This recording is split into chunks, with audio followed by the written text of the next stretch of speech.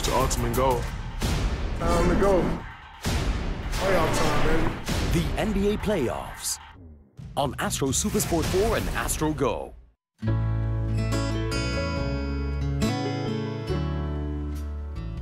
The Standard Chartered KL Marathon is the premier running event in Malaysia, attracting thousands of runners from around the world and empowering people to do great things through the marathon. From elite runners who epitomize the competitive values of the marathon and lifestyle runners who value their health and fitness, to runners who participate in the race to raise funds for deserving causes through Standard Chartered KL Marathon's Run for a Reason charity program. Hi, I'm Nadia Nash, and this year I will run for a reason to help raise funds for Hospice Malaysia. This will ensure that Hospice Malaysia will be able to continue providing quality palliative care that relieves unnecessary physical and emotional suffering of patients living with serious illnesses such as AIDS, cancer or organ failure. Hospice Malaysia provides community palliative care with the aim to improve the quality of life of its patients and their families. Each year, more than 2,000 patients are referred to the organisation, and all of its patient services are offered free of charge. All right, we are here with Dr. Anin Hamzah, who's going to shed some light onto palliative care and Hospice Malaysia. So, Doctor, what is palliative care and how does Hospice Malaysia come into the picture? For someone living with a serious illness, unmanaged pain and other symptoms and unaddressed psychosocial and spiritual concerns can add a huge burden to the patient's quality of life. And palliative care provides the support to the patient and family with the aim of improving quality of life despite the illness. And speaking of the Standard Chartered KL Marathon Run for a Reason charity program, right? It's not the first time Hospice Malaysia is collaborating with them, and this year you guys are together again. So maybe you can tell us why and how will the funds be used? The Standard Chartered KL Marathon has provided us with a tremendous platform to raise the much needed funds and to continue to provide this medical service as well as to create further awareness about its importance. Hospice Malaysia's patient services are designed to support the patient who may want to live and be cared for at home, enabling them to maintain or regain their independence, well-being and quality of life. My sister had breast cancer, which spread to the brain. During her final stage, she chose to be with us at home. And we are thankful to Hospice Malaysia for helping us throughout this journey. They not only help her with her emotional and physical pain, they also enable us to understand what to expect next. This is made so much easier for us to let her go. For that, we are very grateful. Hospice Malaysia assists in training of healthcare professionals and caregivers in the necessary skills of palliative care to provide relief of suffering that affects patients and their families. Isteri saya mengidap limfoma, sejenis penyakit kanser yang telah menjalani rawatan di HUKM beberapa tahun yang lalu. Tapi apabila beliau berada di rumah, beliau telah mendapat sokongan daripada pasukan penjagaan paliatif dari pihak Hospice Malaysia. Dan kami sangat gembira dan sangat menghargai sokongan daripada pihak Hospice. Dan semestinya lah kalau beliau rasa gembira, maka saya sebagai suami pun lebih gembira juga. Hospice Malaysia strives to raise the visibility of palliative care in Malaysia by its attempts to improve public knowledge and perception in dealing with life-limiting illnesses. Kanser yang saya hadapi telah merebak ke tulang belakang. Semasa saya dirujukkan ke Hospice Malaysia tahun lepas, saya terlantar di katil. Saya mempunyai luka tekanan yang teruk di bahagian belakang. Hari ini, saya berterima kasih kepada pasukan Hospice Malaysia. Luka tekanan saya telah sembuh dan saya telah boleh berjalan menggunakan tompan. Dan yang penting sekali, sakit yang mencocok dan terjadi setiap malam telah dapat dikawal dengan baik. Ini semua telah dilakukan untuk meningkatkan kualiti hidup kami. Every year, more than 55,000 Malaysians are in need of palliative care at the end of their lives, but currently, only less than 10% have access to it. That is why I am raising funds for Hospice Malaysia when I run for a reason at the Standard Chartered KL Marathon. It costs less than 30 ringgit to support a patient per day.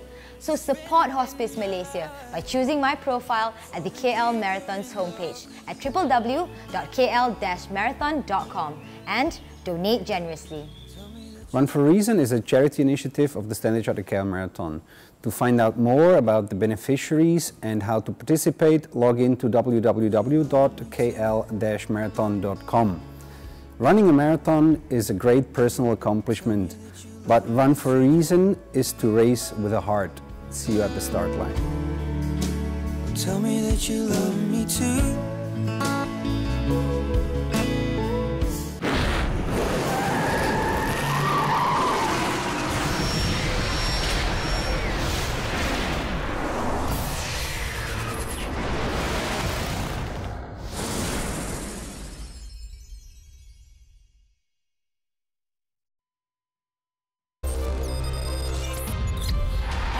Daily, what Juve have done for the very first time against Barca. Also, what the Dortmund president has to say to fans catching the rescheduled match against Monaco. Plus, how Tony Adams plans to help Granada escape relegation in La Liga.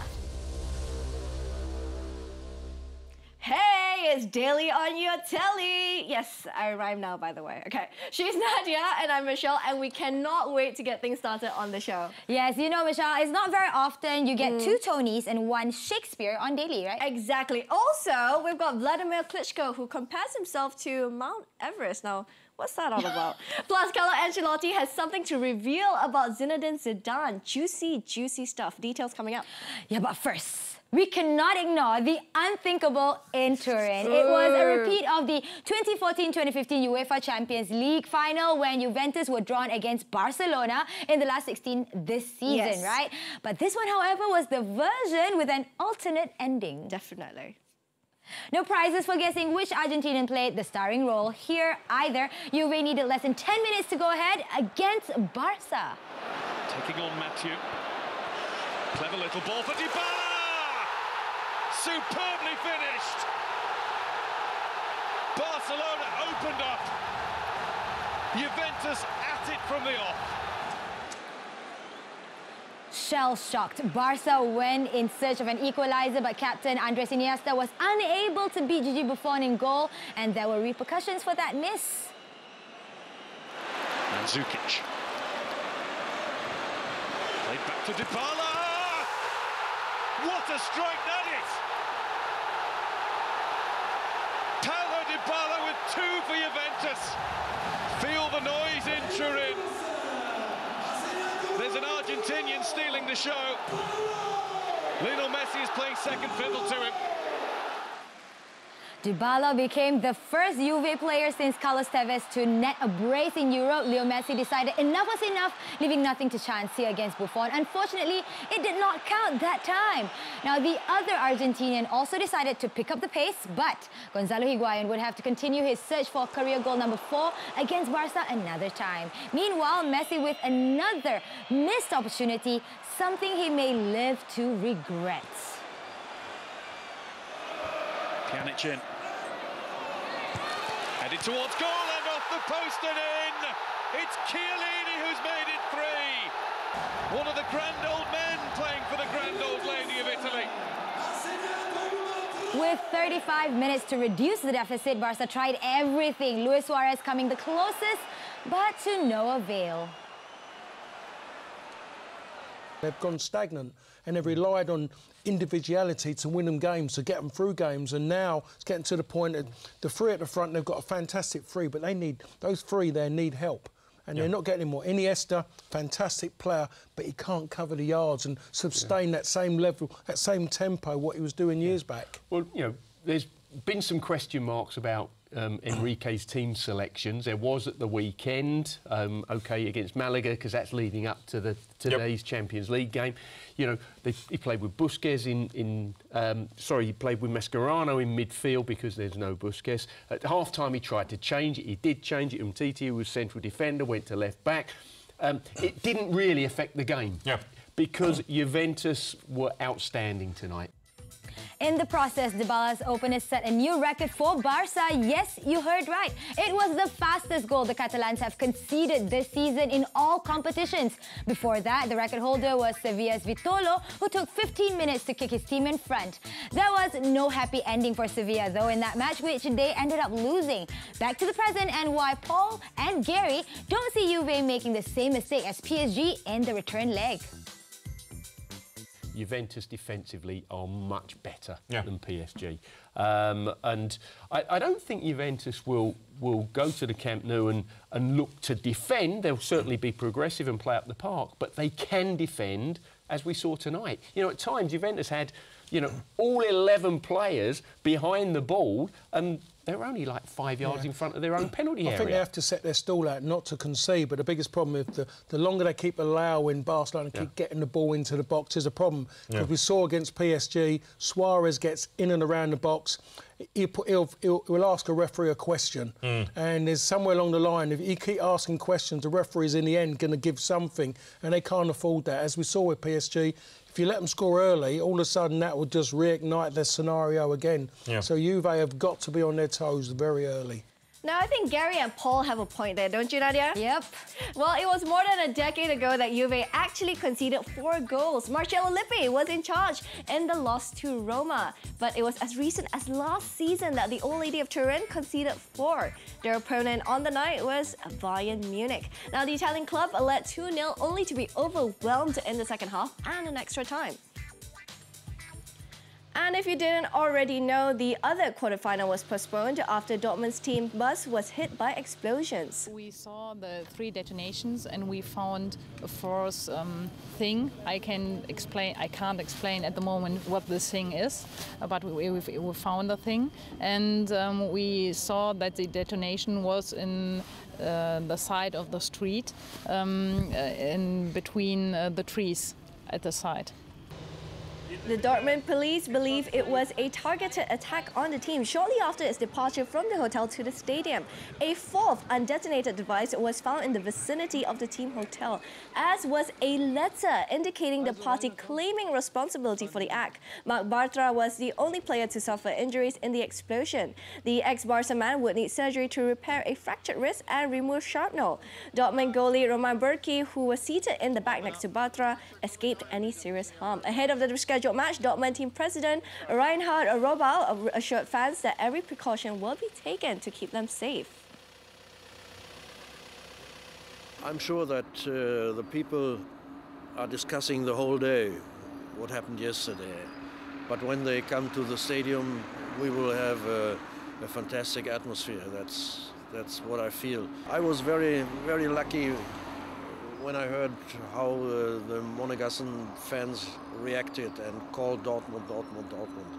It's a solidarity like this we have only in sport. And that's the only positive things we learned yesterday. In sport, it is possible to make solidarity, to make respect, to help each other.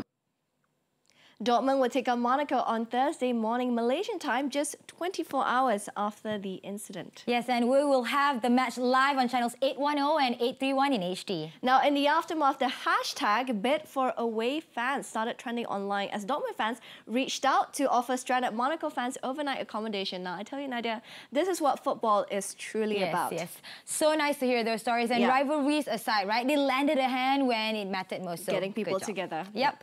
All right, now we're going to take a short break on the show. Still ahead, what these 2 Tonys mean when they said this. This is why I'm here. I'm going to kick some players. You can put everything into it, and sometimes it works out, sometimes it doesn't. But you know, it doesn't mean you can be okay with it.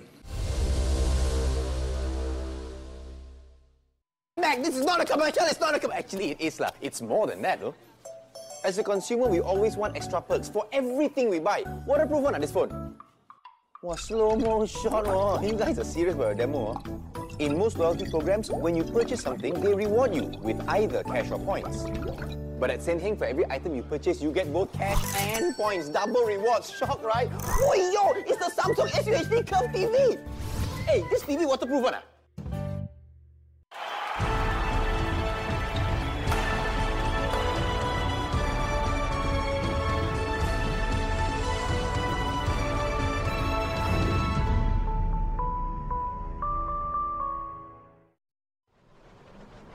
The Prudential Astro Masters celebrates 20 years of golfing excellence and is back to challenge golfers on the best courses with great goodies plus awesome prizes in all par 3s, including a Mazda 6 valued at 216,000 ringgit. The Grand Finals takes place in Muscat, Oman. So don't miss out. This could be your year.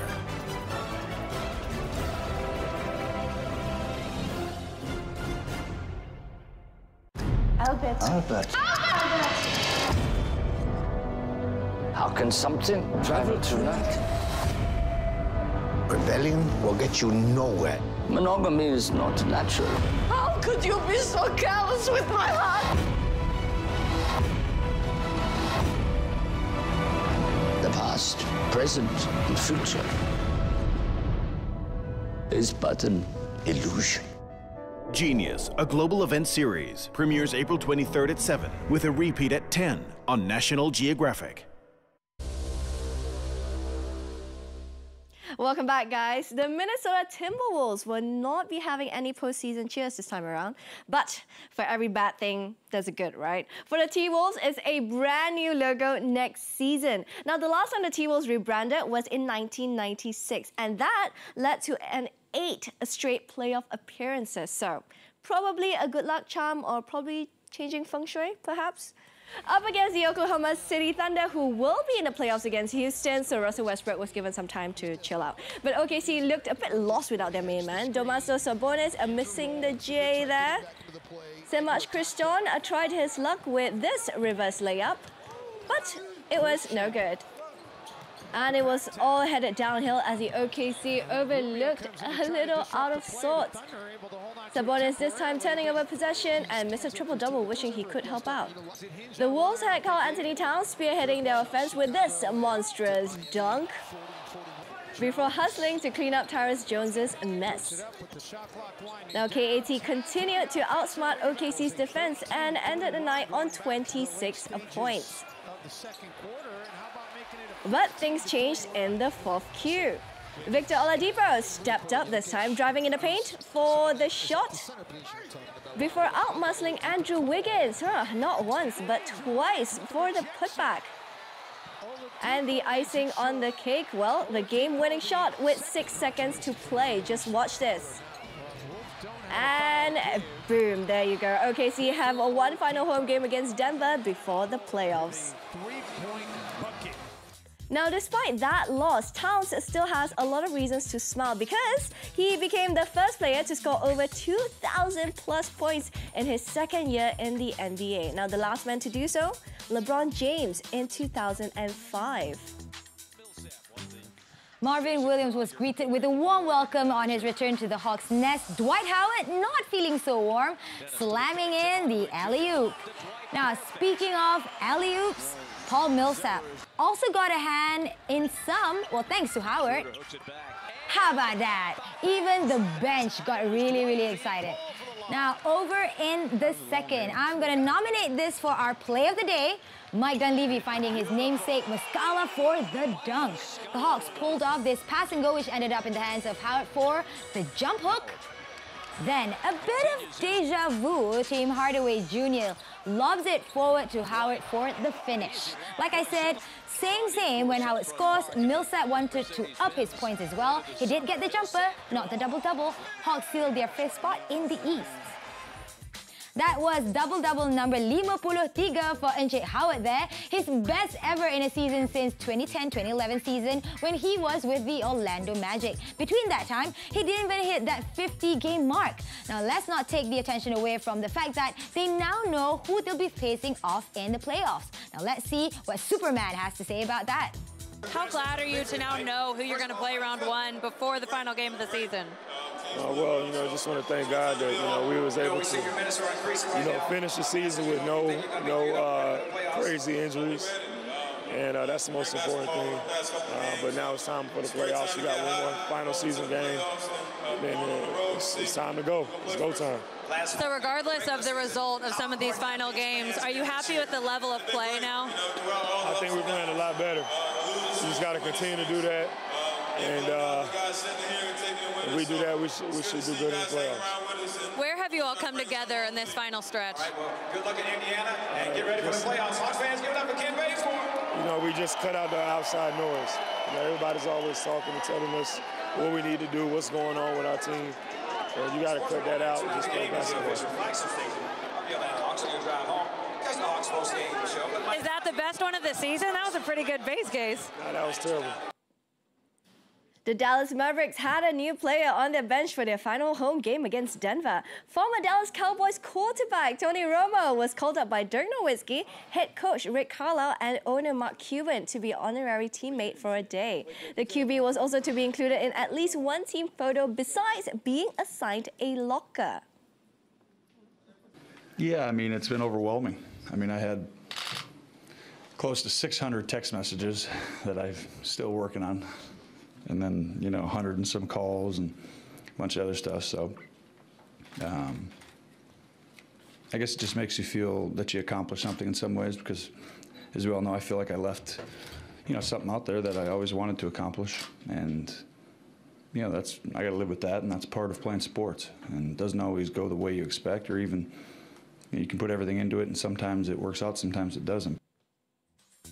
Having played for only one team in his 13-year career, here are only some of Romo's honors: 4 Pro Bowls and the 2014 NFL passer rating leader, to just name a few. Then take a look at his long list of records as a Cowboy. Sadly, the only thing missing is a Super Bowl ring. And from one Tony to another, who also spent his whole professional career in a single club. He stayed so long, they started calling him Mr. Arsenal. I'm talking about Tony Adams, of course. The former Gunners captain is back in management after agreeing to take over at Granada on an interim basis. Now, with Arsene Wenger's future still uncertain, fans can sort of consider the remaining 7 games as an audition for Tony. After all, the keyword is interim coach, right? Listen, I think they wanted to be coach. You know, I'm very much an interim coach here. Okay, I've got 7 games to keep this club in the Liga, which we all want to do. This is why I'm here. I'm going to kick some players, guys. I'm going to work them hard. I'm going to try my best that I can do with my 40 years of experience in football to try and get this good, to keep the ball out of one end and stick it in the other.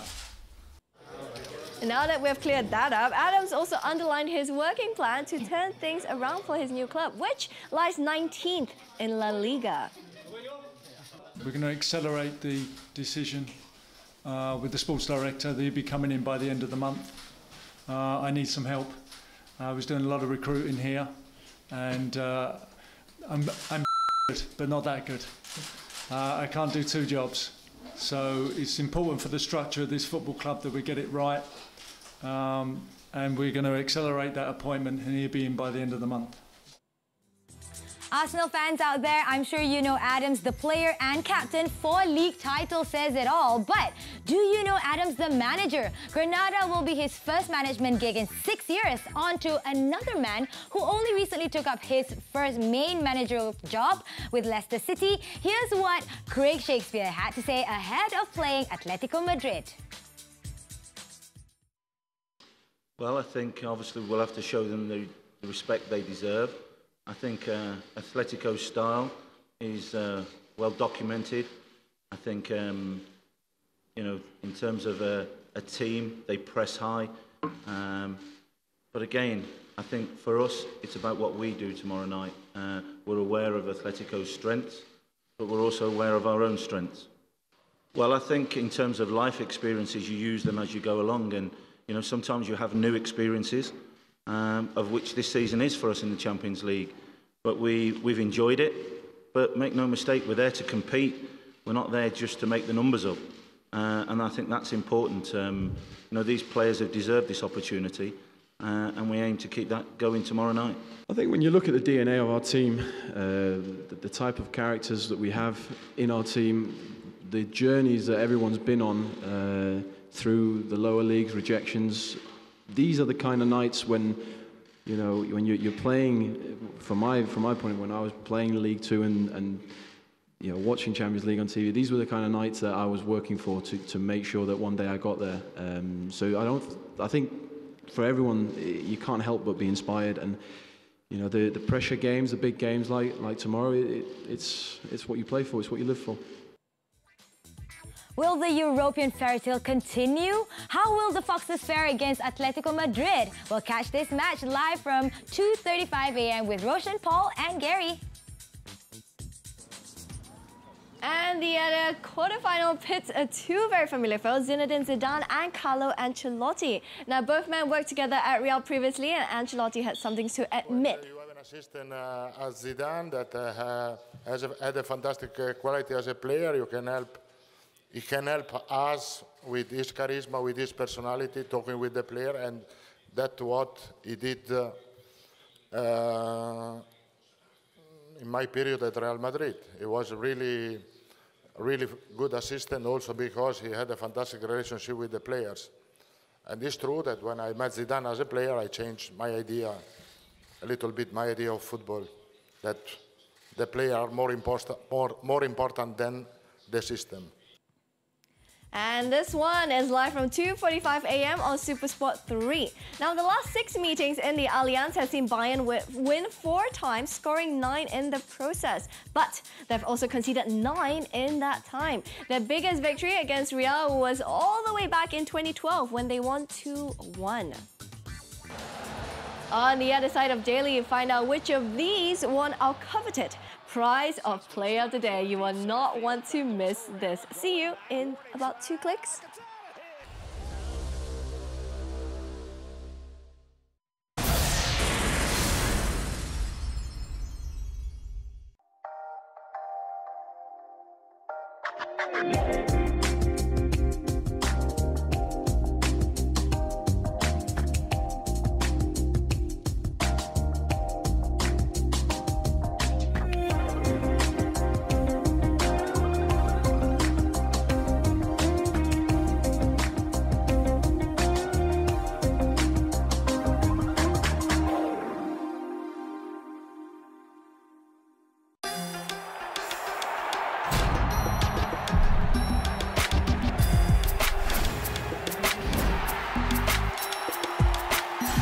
The 2017 Meiji Yasuda J1 League.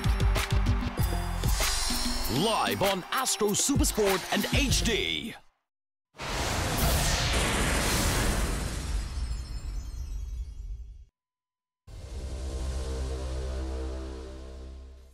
Welcome back to Daily. Now, Nadia, how are you planning to catch this big one this weekend? You mean the one between our club? Yes, the one that's on the screen right now, okay? Because it's going to be a live screening of United versus Chelsea at the Intermission Sports Bar and Cafe. That is awesome. And before all that, remember to catch this week's episode of League of Legends featuring ex-England and Leeds United defender Danny Mills. Here's a sneak peek of what you can expect.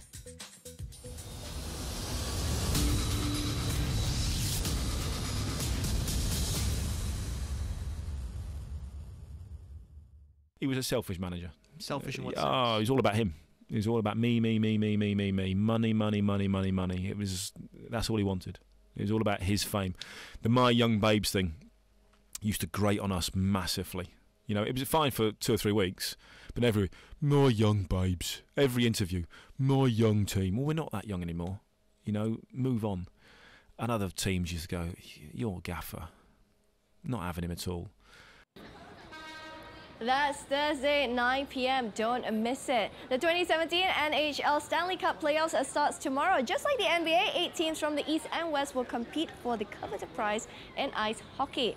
5 Canadian-based teams are in the playoffs this season, matching the same feat in 2015. And to coincide with the playoffs, the actual trophy was transported to Grand Central Station in New York for public viewing. Now, that's one way to sit, I tell you. All right, it's time to take you to the ball game. New York Mets became the latest visitors to the Philadelphia Phillies. On the day, Mets celebrate their first ever baseball game back in 1962. One man stood out. His name is Yoenis Cespedes, drawing first blood with the first homer there. Also impressing for Mets is pitcher Matt Harvey, the man they like to call the Dark Knight, struck out Philly Cesar Hernandez here. With the Mets leading by 6 runs, Cespedes Cespedes struck again, sending the souvenir all the way to the stands. Now, the Cuban needed only 5 innings to get his third, hitting 3 of his team's 7 home runs to seal a dominant display for the visitors. Deep left field. Kendrick goes back for a look, but Cespedes has done it again. His 3rd home run of the night. History was rewritten there. Cespedes became the only player to have multiple 3 home run games in the franchise history, a feat he achieved twice already as a Met. The last was against the Colorado Rockies in August 2015. At 29,029 feet, Mount Everest is the tallest mountain in the world, right? Of course. While Vladimir Klitschko has won 19 consecutive world titles in boxing before losing to Tyson Fury in November 2015. Now, what do these two have in common, you ask? Well, we don't know, but the former world heavyweight champion would like to think he does. Please excuse me, maybe sound a little arrogant, but for example, parallel. Mount Everest, the tallest mount, the highest mount in the world. It's there, has been there for a long time, it's going to be there for a long time. You can climb it in a certain period of times, just in 2 weeks, in April, I believe. You can get on the top and say, I conquered the Everest. And you got to run down because it's going to take you down if you miss the time. And after you're done, a lot of people died there. But some made it, and Mount Everest is still there. Is Mount Everest defeated? It's still there, and it's gonna take another lives. It is just the track of the history. And I was 27 years ago there when it started, and I am still here. And I had guys that conquered in a certain period of times. Out of 68 fights, 4 of them made it in a 21-year professional boxing. The rest didn't. But the most amazing thing, I'm still here. They're not. To be honest, I'm a little bit confused. I have no idea what he was referring to. I know, Mount Everest just like circling the Mount Everest, he was saying he was like circling around his thoughts. Don't get it. But anyway, we've come to the end of our show today. Oh, wait, I think you forgot something, Nadia. You forgot to tell the audience about... Oh, yeah.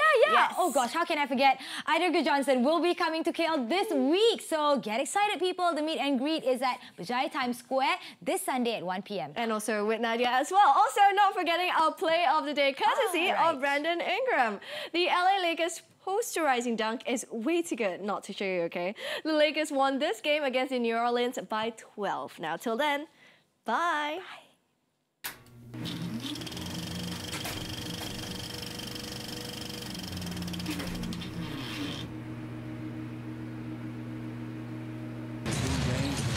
They just go too fast to speed. Underneath, Brandon Ingram! Throw it down! Wow, that's the most emotion I've seen from Brandon Ingram all.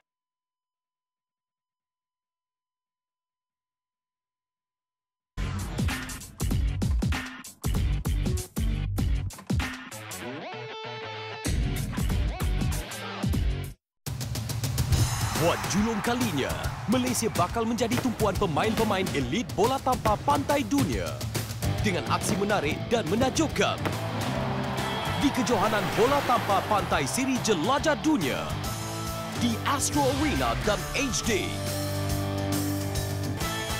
I need your skill set to save the entire free world. You ready? No! Sweet, let's go. No, I said no!